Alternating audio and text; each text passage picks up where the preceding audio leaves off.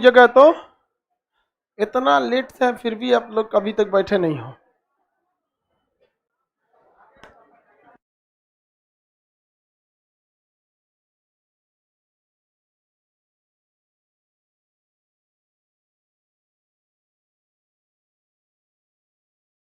क्या पढ़ाना है आप लोगों को? पॉलिटी में हम आपको पढ़ा रहे थे, राष्ट्रपति की योग्यता वगैरह बता दिए थे। राष्ट्रपति पर महाभियोग, महाभियोग कहां से लगाया जा सकता है? किसी भी सदन से। सिंपल बोलिए ना, किसी भी सदन से।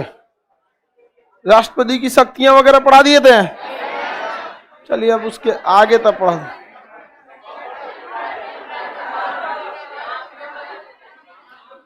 महाभियोग तब आपको बताए थे, आगे राष्ट्रपति की शक्तियां हमको बतानी है।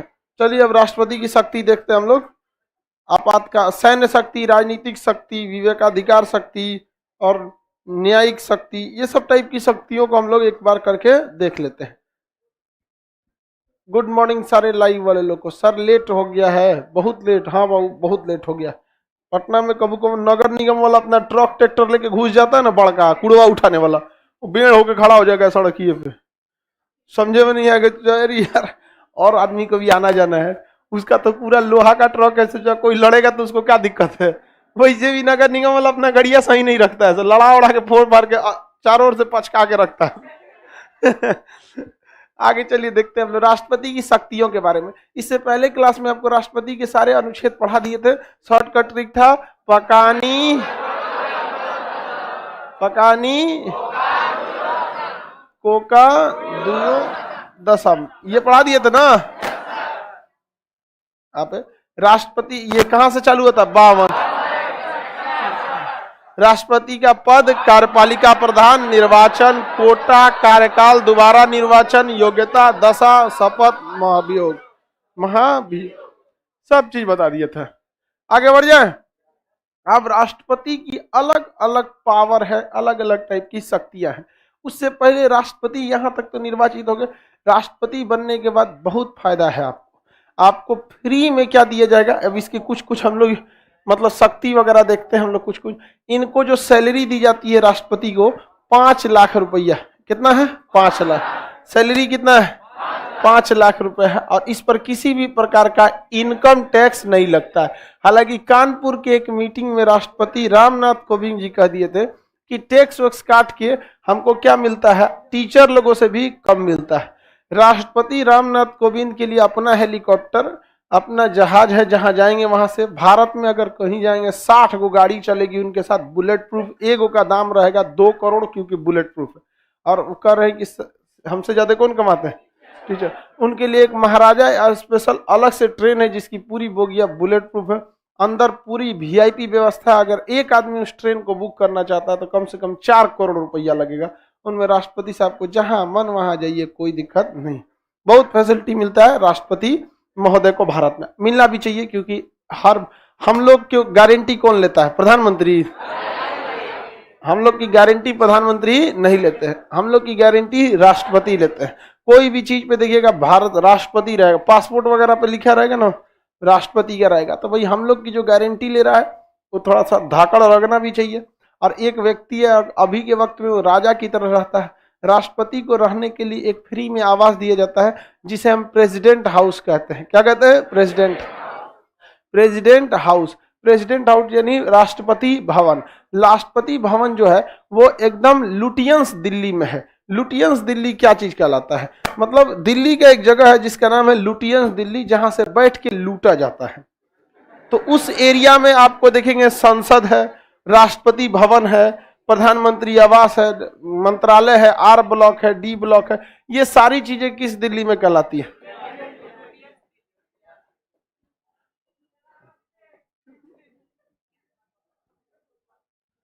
यहाँ दिखा देते आपको राष्ट्रपति भवन। 340 कमरे हैं हमारे राष्ट्रपति साहब के यहाँ।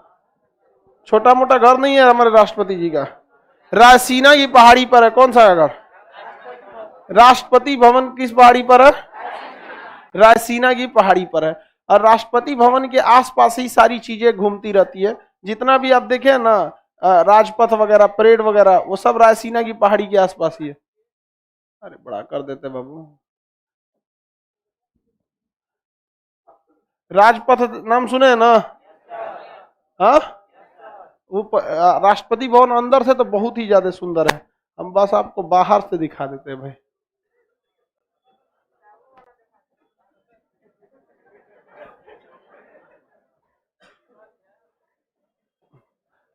वैकेंसी आएगा राष्ट्रपति का, चलिएगा।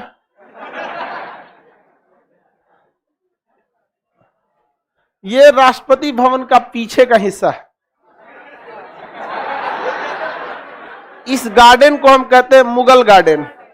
इसमें 1200 अलग अलग कैटेगरी के फूल है।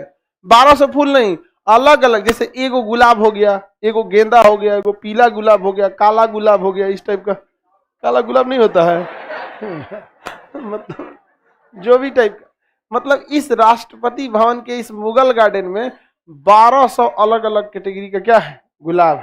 मुगल गार्डन है। इसका नाम इसलिए मुगल गार्डन पड़ा कि मुगल जब आए थे, चार बाग शैली का जो जनक थे, तो उसी शैली में इसे बनाया गया है। समझ में आ गया कि नहीं? जिस दिन योगी आदित्यनाथ इसके क्या बनेंगे, राष्ट्रपति बने, उस दिन इसका नाम बदल के कुछ रामबाग, आराम बाग की जगह हो जाएगा।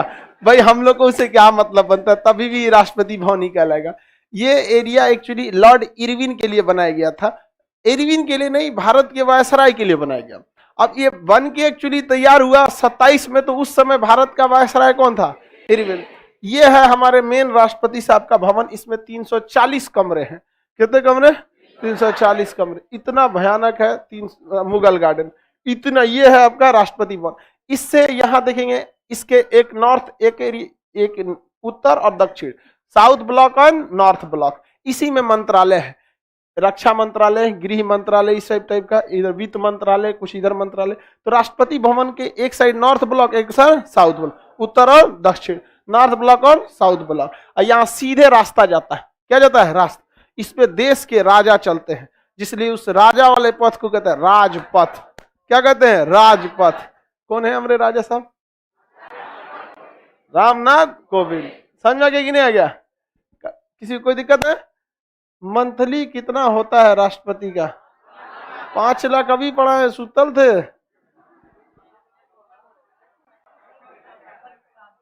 ये बताइए सड़क का नाम?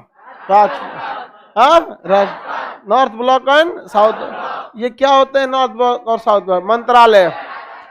क्या है? मंत्रालय। रक्षा मंत्रालय, गृह मंत्रालय, वित्त मंत्रालय, जितना भी मंत्रालय वो का यही कहलाता। ये तो हो गया। हल्ला कहाँ करता है सब बैठ के? लोकसभा संसद में। यहाँ से बगले में है, देखिए यहाँ पर एक गोल बिल्डिंग दिख रही होगी, यही है संसद। यहाँ पे ये गोल एरिया जो है ना, यही क्या है, आधा किलोमीटर है यहाँ से। ये कौन सा जगह है? संसद भवन। कौन भवन है? संसद भवन। यहाँ से यहाँ आधा किलोमीटर है। यहाँ पे आधा में लोकसभा, राज्यसभा। लोकसभा राज्यसभा जब विधेयक पारित कर देती है तो इनके घरे भेज देती है, साइन कर दियो समझ आ गया?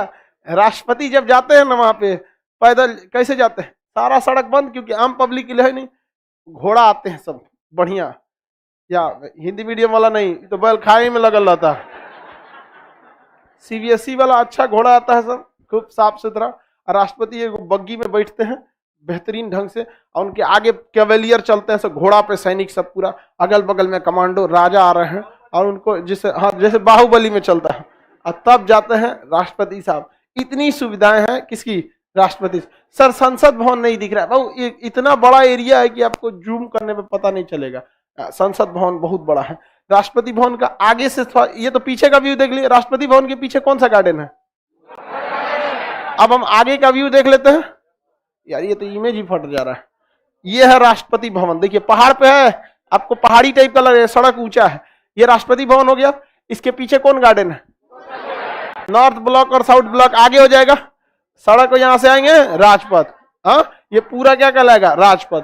परेड वगैरह कहाँ होता है? राजपथ। राष्ट्रपति से ये पूरा सीधे जाएंगे तो कहाँ जाएगा? इंडिया गेट पर। कहाँ जाएगा? India gate. यहीं पे क्या बनाया गया है? India gate. समझ में आ गया? और जब 26 जनवरी 15 अगस्त के दिन क्या हो जाता है? परेड हो जाता है। इसी के आगे संसद भवन है, इस साइड में थोड़ा ही से दूरी पे। यहाँ पर ये वाला सड़किया कहाँ चल जाता है? संसद भवन।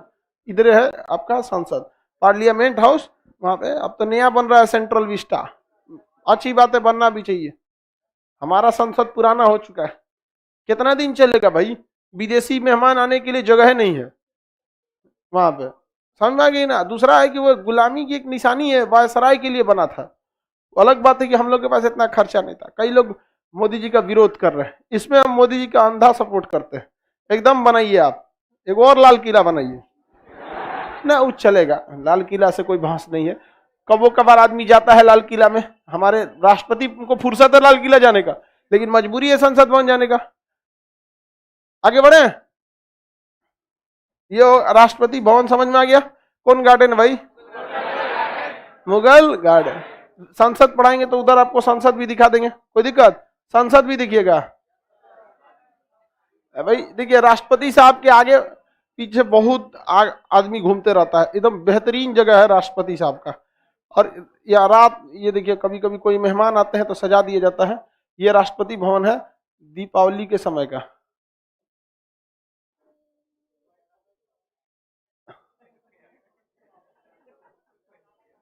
नहीं समझा? देखो भाई, आ ये है हमारे राष्ट्रपति साहब का घर, पूरा सजा के रख दिया जाता है। कौन सी पहाड़ी पर है? हाँ, भिगना पहाड़ी कौन बोलता है?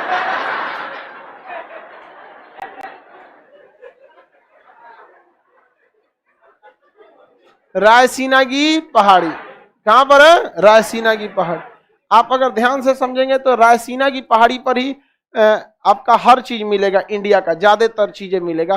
पार्लियामेंट हाउस भी वही।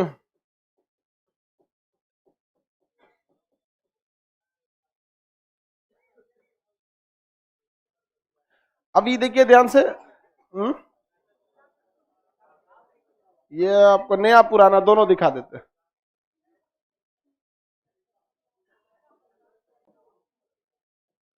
जहां संसद भवन है ना, उसी के बगल में खाली जगह पे बन रहा है आपका ये सेंट्रल विस्टा। अभी हम आपको वो संसद नहीं दिखाना, हम चाहते हैं आपको जो संसद भवन दिखाना, इस इसमें मिल ही नहीं रहा है। नीचे वाले मेरे सिस्टम में है। कोई भी चीज को दूर से देखेंगे तब ना समझ में आएगा। ये तभी बन रहा है संसद भवन, न्यू रखे थे तब का। पास से कोई भी चीज का बस फोटो समझ में आता है, दूर से देखेंगे तब उसका एरिया समझ में आता है कैसा है। इसमें सोचा देवे नहीं किया है।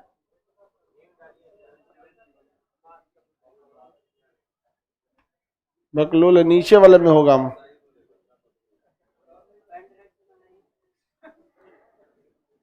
नहीं दिख रहा यहाँ।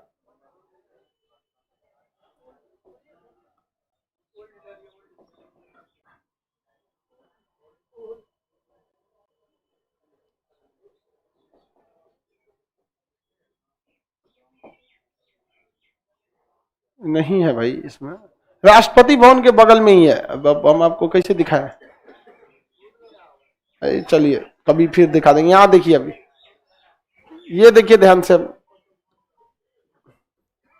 ये कौन सा भवन है? ये है नया, इसे सेंट्रल विस्टा। और ये आपका पुराना संसद भवन। दोनों में कितना डिफरेंस है? कोई खास डिफरेंस है यहाँ पे? अब वहां पे कौन, ये किसका घर है? राष्ट्रपति भवन। राष्ट्रपति भवन है, और ये पुराना वाला संसद है, ये नया वाला संसद है। इसमें एक नया रहेगा लोकसभा, एक रहेगा राज्यसभा, और एक सेंट्रल हॉल यहाँ बना दिया जाएगा संयुक्त अधिवेशन के लिए। दोनों यहाँ आएंगे सब। अब यहाँ दिख रहा है संसद भवन, संसद के जस्ट बगल में कौन है? Central Vista. अब आप ध्यान से देखिएगा राष्ट्रपति भवन, ये राष्ट्रपति भवन है। राष्ट्रपति भवन से 500 मीटर की दूरी पे क्या है? यहाँ संसद भवन है। यहाँ पे 500 मीटर की दूरी पर क्या है? संसद भवन।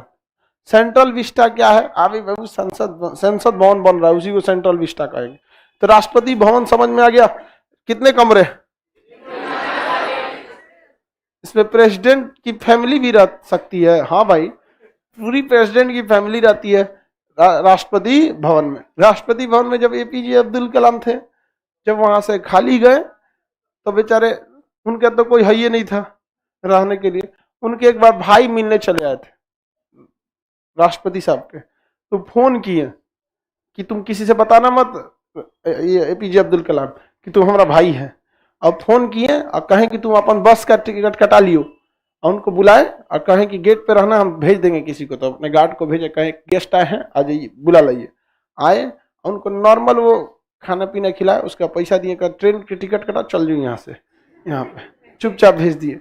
मतलब वही बात है, जब वो खाली किए थे ना राष्ट्रपति भवन, तो वहां से बस अपना कपड़ा लेके गए थे और किताबें, उनको किताब पढ़ने का बहुत शौक था। तो राष्ट्रपति भवन के जो स्टाफ थे वो लोग कहे थे कि इससे पहले जितने लोग राष्ट्रपति भवन खाली किए हैं, कई ट्रक से उनका सामान गया है। जब भी आते थे राष्ट्रपति का तो कुछ लगता नहीं है, कभी वो सोफा खरीद लेंगे, कभी कुछ कभी कुछ, अपना तो कुछ लगता नहीं। बहुत बेहतरीन राष्ट्रपति थे। भारत के राष्ट्रपति के पद पर दो लोग सबसे ज्यादा सुशोभित हुए, एक राजेंद्र प्रसाद, एक एपीजे अब्दुल कलाम।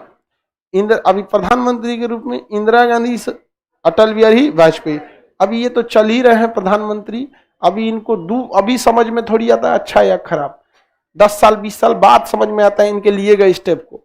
कई बार अटल बिहारी वाजपेयी ने ऐसा ऐसा स्टेप लिया कि मनमोहन सिंह को फायदा हुआ, मनमोहन सिंह के लिए गए स्टेप को मोदी जी को फायदा हुआ, मोदी जी के लिए गए स्टेप को आगे भी होगा। तो एक देश पर लिया गया स्टेप काफी दूर से समझ में आता है। एक रनिंग प्राइम मिनिस्टर के बारे में आप बहुत ज्यादा कुछ नहीं कह सकते, थोड़ा सा वेट करना पड़ेगा। काम तो इनके भी अच्छे हैं, जैसे डिफेंस के मामले में, विदेश के मामले में, इस सब के मामले में बहुत सही सटीक काम। इकोनॉमी को छोड़ दिया जाए तो लगभग ठीक ठाक चलता है, इकोनॉमी में नहीं गड़बड़ हो जाता है थोड़ा सा। तो राष्ट्रपति भवन समझ में आ गया कितना? राष्ट्रपति भवन का नाम क्या? सर नहीं, उनका राष्ट्रपति भवन नाम है, पुराना नाम वायसराय हाउस था। राष्ट्रपति भवन आपका इंडिया गेट, राजपथ, संसद भवन, नॉर्थ ब्लॉक, साउथ ब्लॉक, ये जितने चीजें, इस सब का निर्माण किया एडविन लुटियन और बेकर्ड ने। मेनली डिजाइनर था एडविन लुटियन, इसलिए इस पूरे एरिया को लुटियंस दिल्ली कहते हैं। क्या कहेंगे? लुटियंस दिल्ली। पूरी दिल्ली या पूरा भारत दिल्ली के कहां से कंट्रोल होता है? पुरानी दिल्ली की नहीं दिल्ली, पुराना दिल्ली में बसा हुआ है। देखिए, पुरानी दिल्ली जिसे कहा जाता है वो मुगलों ने बसाया था। लाल किला कहां मिलेगा? पुरानी दिल्ली। लाल किला के जस्ट गेट पे मिलेगा जमा मस्जिद, जमा मस्जिद के नीचे मिलेगा मीना बाजार। तो पुरानी दिल्ली किसने बसाया था? मुगलों ने। और ये आपका नई दिल्ली किसने बसाया? आजादी के बाद हम लोगों ने, आजादी के बाद हम लोग। और अंग्रेजों ने कौन सी दिल्ली बसाया था? लुटियंस दिल्ली, लुटियंस दिल्ली बसाया था। आज वही उसी का सदुपयोग सरकार करती है लुटियंस दिल्ली का नाम पे। कभी 2G स्पेक्ट्रम, कभी राफेल, कभी कुछ कुछ हो जाता है। राष्ट्रपति के बारे में ये तो हम उसकी एलेवेंस समझ गए। कहीं भी जाएंगे उनको पूरा फुल सिक्योरिटी मिलेगा। तीनों सेनाओं के वो क्या होते हैं? अध्यक्ष। तो पहला चीज तो खत्म हो गया यहाँ पर राष्ट्रपति भवन के बारे में। सैलरी 5 लाख, घर में कितना कमरा? 340। अब पहला ये शक्ति ये तो अलाउंस हो गया। यहाँ पे शक्ति समझते हैं। पहला शक्ति होता है सैन्य शक्ति। कौन सी शक्ति? सैन्य शक्ति। सेना के रिलेटेड कौन सी शक्ति है? तो हम सैन्य शक्ति। सेना से रिलेटेड शक्ति को हम क्या कहते हैं? सैन्य शक्ति के बारे में कहा जाता है। सैन्य शक्ति के तहत राष्ट्रपति को बहुत सारा पावर है। वो तीनों सेनाओं का क्या होता है? प्रधान। तीनों सेनाओं का प्रधान होता है। देखिए, सेना बहुत अजीब चीज होती है। सेना जो होती है मतलब थोड़ा सा अजीब टाइप की चीज। मतलब अजीब क्या कहेंगे, जब तक देश के प्रति वो लोग ठीक है, ठीक है। भारत की सेना बेहतरीन है, लेकिन अगर वही पाकिस्तान की सेना देखेंगे, सीरिया की सेना देखेंगे, सीरिया का सेनापति था बशर अल असद, हमारा अपने सेना प्रधानमंत्री को हटा के खुद का हम ही है सब कुछ। म्यांमार को देखिए, आंग सांग सुकी को हटा दिया, कहा हम ही है सब कुछ, हम ही क्या है? सर्वे सर्वा। ये बताइए, अलग टाइप का हो जाता है सेना के साथ। तो भारत में भी ये चीज समस्या थी कि अगर सेना ने कू कर दिया, कू मतलब बोलता है सेना ने जब कब्जा कर लेती है तो क्या कहते हैं? कू। अब हिटलर क्या था? सेनापति, टेम्पोररी बना राष्ट्रपति, वहां का संविधान खत्म कर दिया वहां पे। और हिटलर समझाने में बहुत अच्छा था, किसी को कोई दिक्कत नहीं है, आगे बढ़े। तो सेना को कंट्रोल करना भी बहुत जरूरी है। तो देश जब आजाद हुआ तो हम लोग को भी एक बात का डर सता गया, क्योंकि 60 का जो दशक चल रहा था ना, 1955 से 60, ये देश पूरी दुनिया में सबसे ज्यादा सैनिक कू होता था। मिस्र में होस्नी मुबारक ने कब्जा लिया था, सीरिया को बशर अल असद लेके चला गया, लीबिया को मुअम्मर गद्दाफी ले गया, यहाँ पर जुल्फिकार अली भुट्टो को उठा दिया, जनरल जियाउल हक जो था पाकिस्तान का, सबने क्या कर लिया? कब्जा करते गया। तो भारत में क्या था कि इस चीज का डर सताने लगा। तो भारत में सेना का एक आदमी को दिया ही नहीं गया, आर्मी, नेवी, एयरफोर्स अलग अलग कर दिया गया। आर्मी को अलग, नेवी को अलग और एयरफोर्स को अलग। इससे क्या हुआ कि भारत में सेना का कभी भी कू नहीं हो पाया।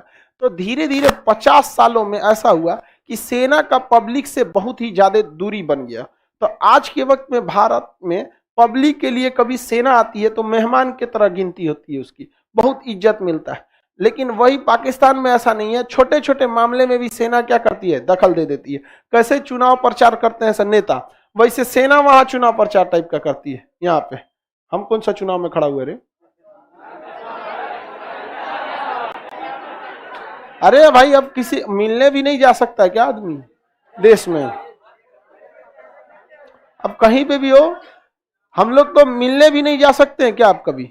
ये देश तो अजीब बात करते हो तुम लोग। हमने कभी, हम थोड़ी ना हम चुनाव में अब मिलने गए। अब हम, तुमको लगता है कि तुम्हारे गांव में जाएंगे तो हमको लोग नहीं पहचानेंगे? पूरा गांव पहचान जाएगा। बस तब हम क्या करेंगे? हम तो यहाँ भी सड़क पे चल जाएंगे तो गाड़ी से बाहर तो भी दिक्कत हो जाता है। हम गाड़ी में वो लगा देते हैं काला शीशा, अंदर बैठे रहते हैं वहां पे, पता नहीं क्या कौन है वो। अलग हो जाता है कि देख देख लेता है। हम अपने घरे चल जाते हैं तो घरे में रहते हैं, अंदर बताइए नहीं करते हैं किसी से। सुनते हैं सर आए हैं क्या? ना ना अभी नहीं आए हैं, गाड़ी देख रहे हैं उनका। तो गाड़ी से क्या मतलब, गाड़ी आया है सर नहीं आया है। आगे बढ़े, किसी को कोई दिक्कत नहीं। तो army, navy, air force, army, navy और एयरफोर्स ये अलग अलग भारत में कर दिया गया। लेकिन इससे बहुत सारी समस्याएं भी आ गई, क्योंकि कभी कभी आर्मी लड़ रही थी, उसे एयरफोर्स की जरूरत थी, उसके पास तो एयरफोर्स था ही नहीं। अब वो क्या करेगा, रिक्वेस्ट भेजेगा रक्षा मंत्री को, यहाँ पर बहुत सारा दिक्कत हो गया। तो इस बार क्या हुआ, गवर्नमेंट ने, नरेंद्र मोदी ने क्या किया, एक सीडीएस का पद ले लिया। पहले क्या होता था, तीनों सेनाओं के ऊपर क्या होते थे, प्रेसिडेंट होते थे। प्रेसिडेंट के जो नीचे होते थे वो रक्षा मंत्री थे। क्या थे? रक्षा मंत्री। और उसके रक्षा मंत्री के नीचे ये तीनों सेनाएं थी। अभी तीनों सेनाओं में आपस में कोई कोऑर्डिनेशन नहीं था। हालांकि कोऑर्डिनेशन रहना जरूरी है। अमेरिका में तीनों सेना एक ही आदमी के पास होती है, बट अमेरिका एक परिपक्व लोकतंत्र है, वहां सबको अपनी मर्यादा पता है। ब्रिटेन में भी है, फ्रांस में भी है, एक ही आदमी के पास है। लेकिन भारत में ऐसा नहीं है, पाकिस्तान में ऐसा नहीं है। तो भारत सरकार ने लगभग 60-70 सालों तक ये तीनों सेनाओं को क्या रखा, अलग। लेकिन जब तक मेच्योरिटी आ गई तो अभी मोदी जी ने डिसीजन लिया कि इसके ऊपर अब तीनों सेनाओं के अध्यक्ष के पद पे कैसे बनाते हैं। तो उन्होंने, मतलब भारत सरकार ने, सारे लोगों ने मिलकर एक डिसाइड लिया। समझ में गया कि जो भी तीनों सेनाओं का जो यहाँ पे जनरल होता है, नेवी में एडमिरल होता है या एयरफोर्स होता है, जब इनमें से जो अधिकारी रिटायर होगा उसको क्या कर दिया जाएगा, तीनों के ऊपर एक सीडीएस का पोस्ट डाल दिया जाएगा, चीफ ऑफ डिफेंस स्टाफ। अब ध्यान से समझिए, जो सीडीएस है वो रिटायर्ड रहता है। सीडीएस क्या रहता है, रिटायर्ड। तो पहला कि उनका पावर खत्म, अब इनको केवल एडवाइजरी पावर दे दी गई है, सलाह दे सकते हैं। क्या कर सकते हैं, सलाह दे। तीनों सेनाओं को आपस में कोऑर्डिनेट कर सकते हैं। तो पहले कोऑर्डिनेट करना मुश्किल था, अभी कोऑर्डिनेट करना क्या है, आसान है। जैसे मान के चलिए कहीं हमला हुआ, चीन और गलवान घाटी में विवाद चल रहा है, तो गलवान घाटी के पास एक बहुत ही गहरा झील है जिसका नाम है पेंगसो लेक। पेंगसो लेक में चाइना बहुत दादागिरी करता है। तो हम लोगों ने नेवी के लिए एक जहाज खरीदा है, पोसाइडन 8I, P8I। ये दुनिया का सबसे खतरनाक जहाज है जो समुद्र के अंदर किसी भी चीज का पता लगा सकता है। तो सीडीएस के हाथ में तो तीनों आती है। आर्मी को पता ही नहीं कि भैया हम, वो आर्मी झील के किनारे किनारे ड्यूटी कर रही है, झीलवा के अंदर कौन है कैसे पता चलेगा। तो ये बात किसके पास गई, सीडीएस के पास। तो सीडीएस तो तीनों से मीटिंग कर सकते हैं। तो army chief, navy chief, air force chief सबको बुला दिए, कहा क्या पोजीशन रहेगा। तो एयरफोर्स वाले ने कहा कि हमारे पास एक खतरनाक जहाज है MiG-29। क्या है, MiG-29, ये पहाड़ी लड़ाई में एक नंबर लड़ेगा। तो सीडीएस ने कहा ठीक है MiG-29 दे दीजिए। नेवी ने कहा कि हमारे पास तो, हम तो पानी वाला जहाज वाला आदमी है, हम पहाड़वा पे कैसे जाएंगे, लेकिन हमारे पास एक जहाज है P8I, ये एकदम खतरनाक है पेंगसो लेक में। ठीक है दे दीजिए यहाँ पर। आर्मी को कहा तुम लोग लगल लो, हम बैकअप में सपोर्ट भेजते हैं। तो बैकअप में ऊपर से कौन है, एयरफोर्स, MiG-29 यहाँ पर अब निगरानी करने के लिए P8I। अब चीन वहां पे जहां इतनी एक मछलियों घूमती है तो बता देता है, गरई मछली। समझ में आ गया कि नहीं आ गया। तो अभी हम लोग के सीडीएस कौन है, बिपिन रावत। अभी सीडीएस कौन है, विपिन रावत। सीडीएस कौन है? विपिन रावत। किसी को कोई दिक्कत नहीं है? आगे बढ़े। सर क्या बोलता है जी, ऊपर करो। सर राजीव दीक्षित थे देश प्रेम में, भगत सिंह में कोई पैसा नहीं। अरे यार देखो भाई, सब लोग का देश प्रेम था, भगत सिंह का, चंद्रशेखर आजाद, सब लोगों ने देश के लिए लड़ाई लड़ा है। किसी को सम्मान उचित मिला, किसी को नहीं। जैसे भगत सिंह को जितना उचित सम्मान मिलना चाहिए देश में उतना नहीं मिला। ये दुख की बात है। अब इसमें हम और आप क्या कर सकते हैं बताइए? अब कोई देश में, अब भगत सिंह के बारे में अब क्या कहोगे, जब देश तो उस समय आजाद ही नहीं हुआ था, तो भीख में मिली थी आजादी हम लोग को, नहीं समझे? तो भीख में ना आजादी मिली, हम लोग आजाद तो उस समय थोड़ी हुए थे। 14 में जितना लोग वोट डाला सब स्वतंत्रता सेनानी। उस हिसाब से हम लोग क्या थे? स्वतंत्रता सेनानी। का है? वोट मारे थे। भगत सिंह बम मारे थे तो क्या हुआ? हम लोग वोट मारे थे। ज्यादा पावर किसका? आगे बढ़ जाए। सर भगत सिंह को सम्मान मिलना चाहिए। बिल्कुल यार, ये पूछने की चीज है। भगत सिंह, दुनिया का कोई भी युवाओं के दिल में ऐसा नहीं है कि भगत सिंह ना हो। यहाँ पे उनको उचित सम्मान मिलना चाहिए। ये उनके लिए सबसे बड़ा असम्मान की बात है कि आजादी के बाद भी हम लोग बोलते हैं कि उनके लिए सम्मान मिलना चाहिए। रे मर गए हो लोग अभी तक, बताइए भाई, उनके लिए अभी तक सम्मान नहीं है। वहां पे उनका घर देखिएगा तभी नॉर्मले है, वहां पर नहीं कोई स्मारक, नहीं वो कुछ उस टाइप का है। बहुत जरूरी है ये सब चीज को लिए। चलिए ध्यान समझ, सीडीएस समझ में आ गया? ये बताइए, सीडीएस अगर विद्रोह कर दिए तब है नहीं कर पाएंगे, क्योंकि ये एडवाइजर हैं। क्या है? एडवाइजर। और दूसरा ये आर्मी के थे।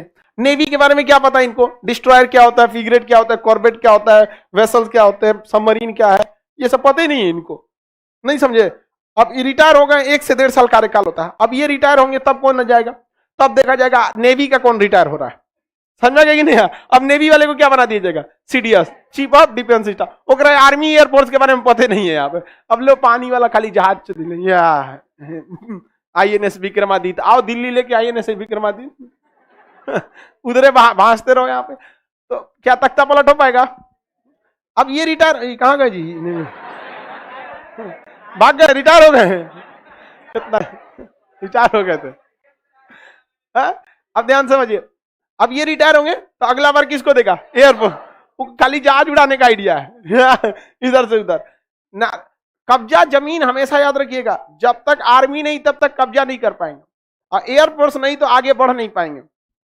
नेवी नहीं तो दूर की लड़ाई सपने में भी भूल जाइए।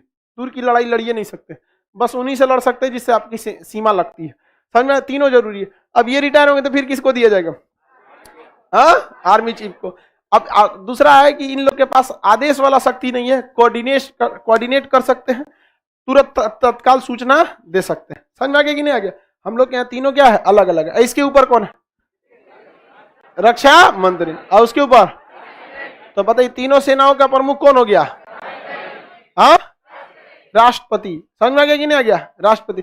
सीडीएस को अपने पद से कौन हटा देगा? राष्ट्रपति हटा सकते हैं वहां पे। रक्षा मंत्री से बहुत बड़ा पावर हो जाता है उसका, राष्ट्रपति का। समझ में आ गया कि नहीं आएगा? अब सेना का एक बहुत खतरनाक रूल है, senior is always and always correct. Senior जो बोल रहा है वही सही है, तुम कुछ भी नहीं हो। तो सीनियर का आदेश आप नहीं काट सकते हैं सेना में। जो बोल दिया आपको हर हाल में करना होगा।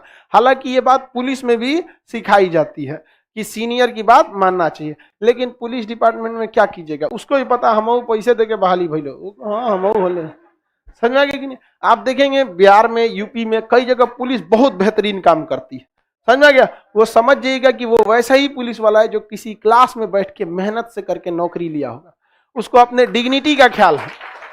और कोनो कोनो को देखिएगा, आएगा इसे पैंट सीधा, कहा हो लो मर्डर हो गलो, डायरी निकालो जी, डायरी निकालो, खैनी बनाएगा वहां पे। उसके बाद 5,000 इधर से, 5,000 इधर से। ये सब कौन वाला है? खेत बेच के घूस दिया है सब। इसीलिए राष्ट्रपति में कहा जाता है दिवालिया पागल को रखना ही नहीं है। दिवालिया एकदम दलितर को बोला जाता है, रख देंगे तो वही काम करेगा। जाएगा राष्ट्रपति भवन में, घोड़ा दिया जाएगा, घरे ले जो घोड़ा खोल के लेके चल जाएगा। हाँ, ओके बाद शाम को फिर आएगा, का बोलो खूंटा ही छूट गए, खूंटो ले चले यहाँ पे, उखाड़ ले जाएगा तो पेंट प्लास्टर चटाई राजाई गद्दा तोशक वोशक सब लेके चल जाएगा, रिटायर होगा तो। इसलिए भूखड़ आदमी को नहीं बनाता राष्ट्रपति। अभी क्या पद बना दिया गया हम लोग का नया CDS, chief of defence staff. तो राष्ट्रपति तीनों सेनाओं का प्रमुख होता है, इसलिए जब तक राष्ट्रपति आदेश नहीं देगा युद्ध नहीं हो सकता है। याद रखियो, कितनों भी करना है, फाइनली डिसीजन युद्ध का कौन देगा? राष्ट्रपति। सारा डिसीजन हो जाएगा, प्रधानमंत्री रक्षा मंत्री सब ले लेंगे, फाइनल साइन किसके पास जाएगा? राष्ट्रपति। अब फोन उठाएंगे राष्ट्रपति, किसको बोलेंगे? CDS, it's my order to attack on China, full fledged war. उसके बाद इतना ऑर्डर मिलने दीजिए, उसके बाद समझ में आएगा क्या होता है। गलवान घाटी में जब दो रेजिमेंट के सैनिक, सिख रेजिमेंट और बिहार रेजिमेंट, ये हम लोग का जो कोर कमांडर थे वहां पे अपना सरदार जी थे, कोर कमांडर वहां पे। कोर कमांडर कंपनी कोर बहुत बड़ा होता है, लगभग 60,000 फौज आती है उसके अंडर में। लद्दाख में खड़े थे, उनके पास बताइए, कोर कमांडर आर्मी का था, तो क्या उसके अंडर में नेवी है, एयरफोर्स है? उसके अंडर में केवल क्या? आर्मी। जो चाइना का कोर कमांडर था, तो चाइना में तीनों एक ही के पास होता है। जो चाइना का कोर कमांडर था उसके पास 60,000 की क्या थी? आर्मी, 10,000 की नेवी, लगभग वही 1,000-1,200 के पास में एयरफोर्स, क्योंकि एयरफोर्स में तो जहाज ज्यादा होते हैं ना वहां, सब उसके पास। फिर भी वो नहीं टिक पाया। एक साल में 9 बार अलग अलग लोगों का ट्रांसफर किया गया। इधर एगो सरदार जी खड़ा है, 1.25 लाख नु एक लड़ावा तब गोविंद सिंह नाम रखा। समझ में आ गया कि नहीं आ गया? इतना फर्क होता है दोनों सेनाओं में। दूसरी बात, भारत की सेना बहादुरी से लड़ती है क्योंकि वो देश की सेना, भारत की सेना देश की सेना। लेकिन चाइना की कोई अपनी सेना नहीं है। चाइना में एक पार्टी है कम्युनिस्ट पार्टी, और कम्युनिस्ट पार्टी की सेना है वो। समझ में गया? आप ऐसे नहीं समझेंगे। कम आप कहेंगे ये क्या बात हुआ? एक बात बताइए, भारत में राजनीतिक पार्टी है मेनली 2 पार्टी, कांग्रेस और बीजेपी। कांग्रेस और बीजेपी। सपोज कीजिए कि भारत में ऐसा लिख दिया जाए कि जिस पार्टी की सरकार है सेना उसी पार्टी की रहेगी। आज हमारी सेना इंडियन आर्मी कहलाती है, अगर इसी इंडियन आर्मी को कह दीजिए बीजेपी आर्मी है, उसका आधा पावर वैसे ही खत्म हो जाएगा। किसी पार्टी के लिए लड़ रहे हैं, समझ में आएगी नहीं? चाइना में यही होता है। चाइना के सेना नहीं है, पीपल्स लिबरेशन आर्मी है, कम्युनिस्ट पार्टी की सेना है। हमारे यहाँ सेना का प्रमुख कौन रहेगा? राष्ट्रपति। वहां सेना का प्रमुख वही रहेगा जो कम्युनिस्ट पार्टी का अध्यक्ष है।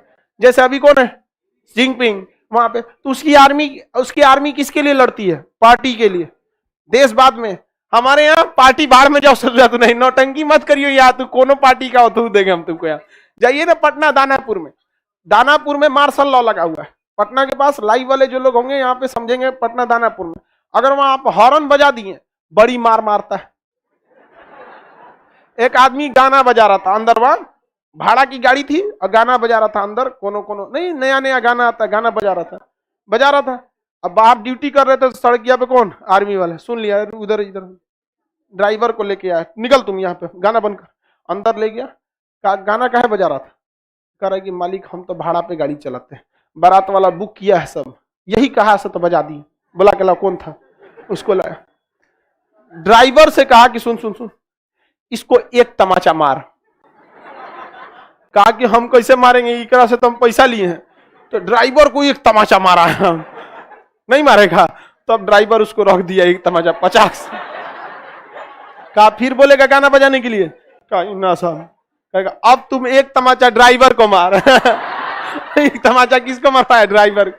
और फिर अपने एक तमाचा देके भेजा। कहा तुमको नहीं समझ में आता है, कंटोनमेंट एरिया है, सेना का है, जाओ लोग। इतना होशियार था, पीटबो किया तो अंदर ले आके। गाड़ी में महिला उहिला बैठी थी सब वहां पे, फैमिली वगैरह, तो अपनी फैमिली के आगे किसी को पीट देंगे, बेइज्जती होगा ना। चला गया वहां पे, पूछे लोग कि क्या बोला है, तो समझा के भेज दिया है।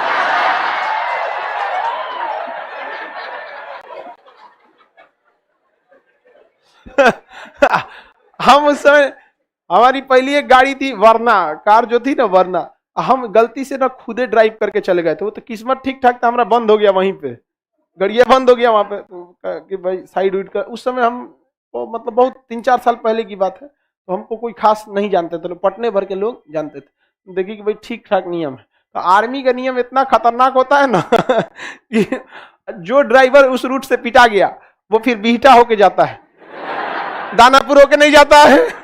वो रास्ते बदल देता है, वहां से टी पॉइंट आता है, कंटोन छावनी होके जाएंगे, बीटा होके जाएंगे, अरे भाग वहां से, इधर से जाओ।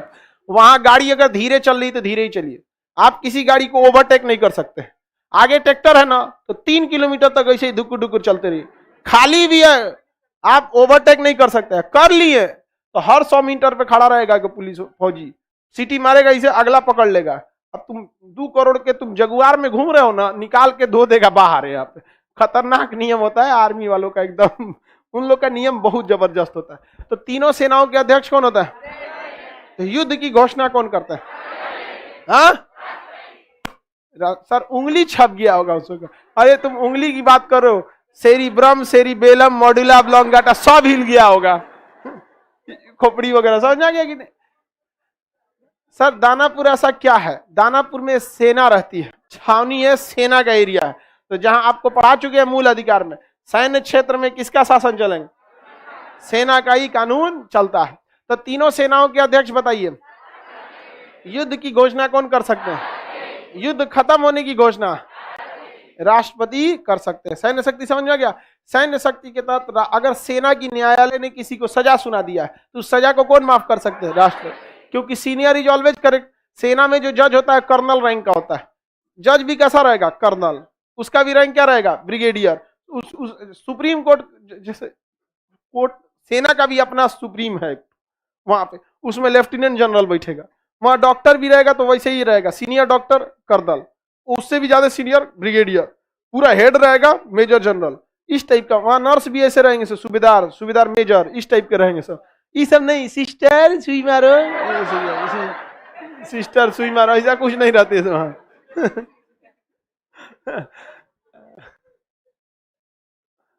ठीक रहता है ना लड़की सब में, हालांकि सिस्टर के लिए लड़की ही ठीक रहती है सब, उन सब में दया की भावना ज्यादा रहती है, मरीज के तकलीफ को समझती है सब। इंजेक्शन लगाना रहेगा, मरीज को दर्द होगा तो आराम से बेचारी कहेगी थोड़ा सा बहुत दिक्कत है, लगा देते हैं आराम से। और उसके जगह एकदम पुरुष को भर्ती कर देंगे, सुई लगाएंगे, चिल्लाएंगे तो कहे चुप चट्टा कहेगा, सुई लगा रहे तो दर्द नहीं होगा, मजा आएगा तोरा, मारेंगे एक जन, मरीज बेचारा अपने पगला जाएगा। महिला सब इस सब में थोड़ा सा रहती है सर, और पुरुष इस सब मामले में ठीक नहीं रहता, डॉक्टरी में ठीक रहता है पुरुष। वहां पे इस सब मेडिकल लाइन में सबसे अच्छी लड़की सबके सारे जॉब में सबसे बेहतर उसमें लगता है डॉक्टर टाइप का। यहाँ पे समझा गया कि नहीं आ गया? और जहां कहीं पे भी करप्शन हो रहा है वहां महिलाओं को डाल दीजिए। देखिए करप्शन 1 साल के अंदर वो खत्म करा के रख दी, पैसे नहीं लेती है सब उन सब को ज्यादा। महिलाओं को ना ज्यादा शौक सजने धजने का होता है, पैसा कमाने का नहीं होता है, ये रियलिटी है। उनको जितना चीज का सजना धजना है, कपड़ा उपड़ा का पैसा अगर प्रॉपर मिल गया ना, उसके लिए अपनी दुनिया है। वाह एकदम मार दुकान नहीं देखते। अरे लगन का समय आ गया है, एगो दुल्हन को सजाए थे सब, तो यहाँ झालर मोती टांग दिया था सही से, तो हमको कौन सी भांज रही है, अजब टाइप का। वहीं दुल्हा है बेचारा तैयार होके आई ले, आंख में सुरमा मार दिया सब, लग रहा है फांसी देने वाला जल्लाद है। हम कह गिरे सोचा तू नहीं, ऐसे अच्छा तो तुम डेली लगता है, सजाया है कि बिगाड़ दिया है तुमको। तो करप्शन में महिलाएं को नहीं भाग लेती हैं वहां पे, उनको अपनी जरूरत की चीजें। और किसी भी करप्शन गवर्नमेंट सेक्टर में ही, प्राइवेट में नहीं है। और गवर्नमेंट सेक्टर प्रॉपर पैसा देती है महिलाओं को भी, अब वो करप्शन में भाग नहीं लेती। दूसरा, करप्शन के लिए भाई आपको फैमिलियर होना पड़ेगा। महिलाएं कभी भी जॉब में फैमिलियर नहीं होती, और आप लोग का भी जॉब लगेगा तो बहुत ज्यादा फैमिलियर नहीं। सीनियर को रिस्पेक्ट देना है, जूनियर को उसको समझाना है, एक लिमिट से क्रॉस हो ध्यान से रोक देना है, बस भैया दे रोक लो। यहाँ पे कुछ लोग ओवर द लिमिट होने लगते हैं, ज्यादा ही ख्याल रखने लगते हैं, यहाँ पे ज्यादा ख्याल नहीं रखना। लड़की लोग को एक चीज दिमाग में बैठा के रख लेना हमेशा के लिए, लड़का किसी का ख्याल नहीं रखता है। वो ख्याल रख रहा है, आपको दिख रहा है, उससे जो अगर टारगेट दूसरा है।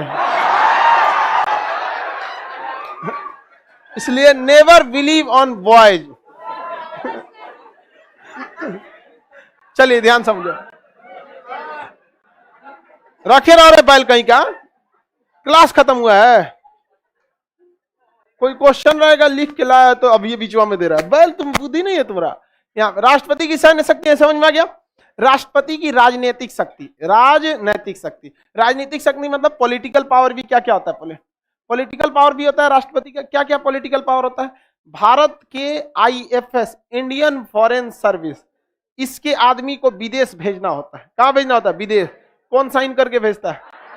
कि हमारा आदमी है विदेश जा रहा है, समझा गया कि नहीं आएगा, इसका ख्याल रखिएगा। और इसको अगर वो खरोच आ गया ना तो व्यवस्था कर देंगे आपका, समझा गया।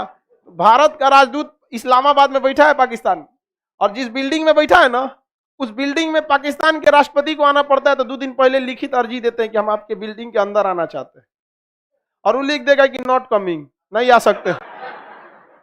इतना पावर होता है, क्योंकि अगर घुस गए जबरदस्ती ना तो ओकरा ही पता है कि हम तो किसके यहाँ घुसे हैं, राजदूत के यहाँ, आईएफएस के यहाँ।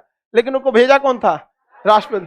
ओकर बाद उठेगा रायसीना की पहाड़ी से ना, तीनों सेना है उसके पास। और ये केवल हम लोग के पास नहीं, सारे देशों के पास होता है। पाकिस्तान के भी राजदूत भारत में हैं, हम भी उनके यहाँ नहीं घुस सकते, हम नहीं जा सकते उनके, वो उनकी टेरिटरी हो जाती है एक तरह से, समझिए। तो जब तक वो है वहां पर, उसकी पूरी सिक्योरिटी की जिम्मेदारी हो जाती है। सब जगह होता है ऐसा, ऐसा नहीं है कि किसी एक जगह। हमारा राजदूत अमेरिका में बैठा है, कुछ नहीं कर सकते हैं भारत के राजदूत को अमेरिका में। अमेरिका का राजदूत भारत में बैठा है, यहाँ भी कुछ नहीं कर सकते। 2012 का मामला है, राष्ट्रपति जी तो उस समय कौन होगा राष्ट्रपति 12 में? प्रतिभा पाटिल होगी, हाँ प्रतिभा पाटिल वहीं पे। तो हमारी एक राजदूत थी इंडियन फॉरेन सर्विस की, देवयानी खोबड़ागड़े। तो देवयानी खोबड़ागड़े अमेरिका में राजदूत थी, और उसकी नौकरानी जो थी, देवरानी खोबड़ागड़े की जो नौकरानी थी, वो अमेरिकन थी। मतलब वहां पे तो स्टाफ लोग वहीं के ना रखेंगे। तो उन्होंने क्या, उसने आरोप लगा दिया कि हमसे डांट के बात करती है, टाइम से सैलरी नहीं देती है। अब हो भी सकता है, महिला सभी सब मैटर में तो नहीं होती है सब, वहां पे कोनो का अपने से नीचे को बड़ी डांट देती है। सर नौकरी हो जाएगा ना महिला सबको, पुरुष को देखेंगे, ये पुरुष है, ये पुरुष पुरुष नहीं समझ आया? अजब हाल है भाई, पुरुष है यहाँ पे, अजब टाइप कर रहे थे। अब क्या मैटर था क्या नहीं, वो अलग बात है। 2012 का इशू था, हमारे दिमाग से उतर गया। करंट अफेयर आदमी कितना ध्यान से रखता 2012। लेकिन अमेरिका की पुलिस आई ना, तो देवयानी खोबड़ागड़े को उठा के पुलिस स्टेशन लेके चल गई। गलत बात हुआ कि नहीं? उस समय भारत के प्रधानमंत्री थे मनमोहन सिंह, 2012 का। बुढ़ो घुसिया गए, 1.25 लाख नू 1 लड़ावा, तब गोविंद सिंह नाम रखावा। कहा कि अमेरिका तुमने बहुत गलत किया। उस समय मनमोहन सिंह ने कुछ नहीं बोला। और अमेरिका की जो राजदूत थी ना, नैन्सी पावेल, उस समय नैन्सी पावेल के जितने भी स्टाफ वहां काम कर रहे थे, सबको कह दिया कोई नहीं काम करेगा, भाग जाओ। उनका पुलिस वाला, सिक्योरिटी वाला था, बंदूक चला लियो बाबर्ची उनको कुकर दे दिया, ले बना लो खाना, पिज्जा यहाँ पे। कुत्ता चराने वाला कुत्ता दे रहे कहाँ के आप, चल गए सब। नैन्सी पावेल भी महिला, देवयानी खोबड़ागड़े भी महिला। नैन्सी पावेल डरा गई, अरे भैया हम ऐसा खतरनाक देश के राजदूत है जिसने सारे आतंकवादियों से अकेले बवाल लिया हुआ है, और अमेरिका के राजदूत को तो खोजता है ऐसा आतंकवादी। कहीं यहाँ कोनो चौकीदारों नहीं है, रात को हमारा गेट बंद करना है। क्या किए आप लोग? अमेरिका फोन की बराक ओबामा, उस समय शायद बराक ओबामा ही थे, हाँ बराक ओबामा। क्या देख रहे हैं बुढ़ऊ जो है नीला पगड़ी वाला, ये भगा दिया है सबको। क्या हुआ है? गलती हो गया हम लोग से, ओकरा एगो राजदूत थी यहाँ, ओकरा पुलिस स्टेशन बुला लिया सब, और भड़क गया बुढ़ऊ। तो देवयानी खोबड़ागड़े को छोड़ा गया। तब यहाँ राष्ट्रपति ने भी कहा ठीक है चल जाओ ड्यूटी पे लगो, उसको खाना पीना दे, उसको 2 दिन से भुखाए ले जा इतना पावर होता है राष्ट्रपति के एक साइन का। जब आप राजदूत बन के जाते हैं तो आप किसके बिहाफ पे जाते हैं? राष्ट्रपति के। सही किया कि नहीं किया? एक नंबर, बहुत अच्छा किया। तुम बड़े राष्ट्रपति हो तो हम लोग छोट मोट आदमी है। अरे यार तुम हमको छोट कैसे कह सकते हो? हम लोग मतलब दोनों हाथ से लूटे गए। हम लोग 12वीं सदी से लूटे जा रहे हैं। 500 सालों तक हम लोग पे, लगभग 300 सालों तक दिल्ली सल्तनत, 200 साल तक मुगल, 200 साल तक अंग्रेज, लगभग हम लोग 1000 साल तक लूटे गए।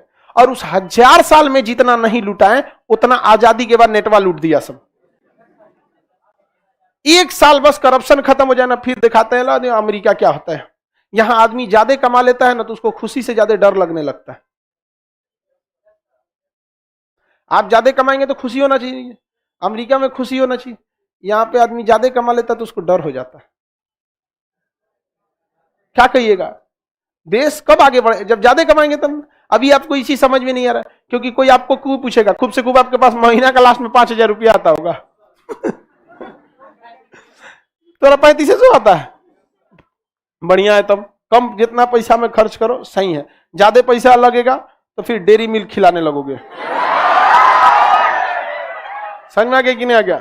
पैसा कम रखो सही रहेगा, पैसा ज्यादा आएगा गिफ्ट दोगे, नया नया खूब फैशनबाजी करने लगोगे इधर उधर में, और उधर कोई ना कोई देखेगी ऐसे करेगी, काम खत्म। समझ में आ गया? इस सब में मत जाना। इस सब ये क्या है? इस सिग्नल है, ग्रीन सिग्नल। आगे बढ़ जाते हैं। राष्ट्रपति की राजनीतिक शक्तियां समझ में आ गया? अपने राजदूत को कौन भेजता है? हाँ? अब दूसरा देश का राष्ट्रपति आता है तो सबसे पहले वो किसके पास जाता है? राष्ट्रपति। अपना आई कार्ड दिखाता है और अपने देश के राष्ट्रपति का मोहर दिखाता है, लेटर, कि देखिए ना हम इंग्लैंड के, हम फ्रांस से आए हैं, फ्रांस के राजदूत राष्ट्रपति ने आपके लिए एगो लेटर भेजा। तो पढ़ता है वहां पे राष्ट्रपति साहब, हाँ आप ये मेरे राजदूत हैं, इनको रखा जाए। तब वो आते हैं राष्ट्रपति साहब, तो राष्ट्रपति यहाँ पे साइन करके देते हैं, हाँ रह जाइए, हमारे देश में आपको कोई दिक्कत नहीं होगा। इतना पावर होता है उनको। किसी भी देश के राजदूत को भेजने और दूसरे देश के राजदूत को आने की अनुमति कौन देता है? राष्ट्रपति देता है। ये उनकी कौन सी शक्ति है? राजनीतिक शक्ति है। समझ में आ गया कि नहीं आ गया? राजनीतिक शक्ति है। इसके अलावा राजनीतिक शक्ति में भारत में जितना भी पासपोर्ट बनता है वो कौन बनाता है? राष्ट्रपति। उन्हीं का मतलब उन्हीं के बिहाफ पे होता है। वो गारंटी लेते हैं कि हम इसको पासपोर्ट इसी आधार पर बता रहे हैं कि इसने भारत में कोई बड़ा क्राइम नहीं किया है। आप पासपोर्ट बनाइएगा ना तो आपके थाना से क्या होता है? वेरिफिकेशन होता है। कहीं अगर बड़ा सा अपराध में नाम रहेगा तो पासपोर्ट ही नहीं बनाएगा। पता चला कि कहीं मर्डर करके भाग गए नेपाल, आपका कानून आप ही के देश में रहेगा, दूसरे देश में नहीं आएगा आपको। वहां पर बहुत लंबा प्रोसीजर हो जाता है, तो पासपोर्ट ही नहीं बनाया जाएगा। तो जितना आदमी रहता है पहले से पासपोर्ट बना के रख ले। हमरा पहले से बनल समझ आएगा? अब ऐसे भी हम लोग कौन सा क्राइम करेंगे यार? एक बात बता रहे, भाग भी तो जाता है सब। तो पासपोर्ट किसके भी आप पे बनता है? राष्ट्रपति खुद बिना पासपोर्ट के जाते हैं। समझ में गया? 140 करोड़ लोगों का अकेला पासपोर्ट बनाने वाला राष्ट्रपति, उसका कौन बनाएगा? कोई नहीं। तो वो बिना पासपोर्ट के क्या होते हैं? जाते हैं। किसी भी देश का जो राष्ट्राध्यक्ष होता है उसका पासपोर्ट नहीं लगता। अब कहेंगे मोदी जी का भी पासपोर्ट लगता है? लगता है। उनके पासपोर्ट को डिप्लोमेटिक पासपोर्ट कहते हैं। क्या कहेंगे? Diplomatic passport.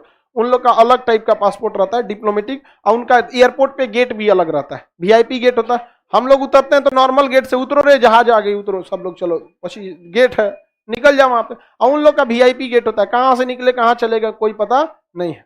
समझा गया? सर नेपाल में पासपोर्ट नहीं लगता। हाँ बाबू वहां पासपोर्ट नहीं लगता है, कोई दिक्कत नहीं। हम लोग की संस्कृति सब मिलती जुलती है वहां से। तो आप सैन्य शक्ति समझ में आ गया? राजनीतिक शक्ति समझ में आ गया कि नहीं आ गया? किसी को कोई दिक्कत है? शिक्षा से रिलेटेड इनको शक्ति है कि नहीं? कुछ है? एजुकेशन से रिलेटेड भी शक्ति है। हाँ बताइए बाबू, किसका? राष्ट्रपति का कार्यकाल खत्म हो जाता, चुनाव होगा, दूसरा होगा। हाँ? विदेश जाने के लिए पासपोर्ट का डेट 10 साल होता है, और आप विदेश तभी जा सकती हैं जब कम से कम 6 महीना उसमें बचा हो। पासपोर्ट की वैलिडिटी कितनी साल होती है? 10 साल। 40 पेज का पासपोर्ट होता है। एक बार विदेश में जाएंगे, एक पेज बर्बाद हो जाता है, उस पर मोहर मार देता है वो देश, आप इस देश पे गई हैं। तो एक पासपोर्ट से आप 40 देश जा सकती हैं। 40 पेज का होता है। जिसको ज्यादा जाना होता है वो 60 पेज का बनवा लेता है। हम लोग तो 40 पेज का बनवाए, फुर्सत है, घर जाएगा तो फुर्सत है ना, विदेश जाएगा बनवा लिया। कभी ऐसे कभी कभी क्या होता है कि कभी वर्ल्ड में कभी लेक्चर वेक्चर देना होता है ना, उसके लिए पासपोर्ट जरूरी है। अभी जितने भी वर्ल्ड में लेक्चर हुए सब उस पे हुए हैं, ऑनलाइन, वहां पे डिजिटली। वहां पर अभी कोरोना खत्म होगा तो हमको भी दूसरे जगह पे जाके लेक्चर देना है, तो हम ये मौका क्यों गंवाएं? हम स्वामी विवेकानंद के पैर के धूले बराबर सही, लेकिन अपने देश का कुछ तो जाके कहेंगे कि हमारा देश बदल रहा है।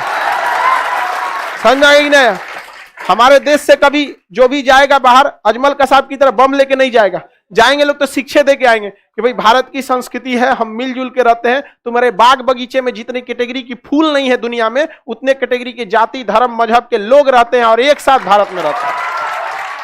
तो ये भारत एकमात्र देश है यहाँ पर जो दुनिया का सबसे बड़ा जंगल है ना, अमेजन का जंगल, उस जंगलों में भी उतनी वैरायटी की फूल पत्तियां नस्लों के पेड़ नहीं होंगे जितनी विचारधाराएं नस्लें और अलग अलग जाति मजहब के लोग एक साथ हंसी खुशी रहते हैं, एक साथ दिवाली में दिए जलाते हैं, एक साथ सब मिलते हैं, ईद में एक दूसरे में मिलते हैं, होली में रंग लगाते हैं, ये एक दूसरे। तो हम लोग भी विदेश जाएंगे तो जरूरी है ना, वीडियो कॉन्फ्रेंसिंग से उतना मजा नहीं आता है। एक बार जो मिल गए तो हमारी एक बार हमको बहुत मन करता है एक बार लाहौर में जाके चले।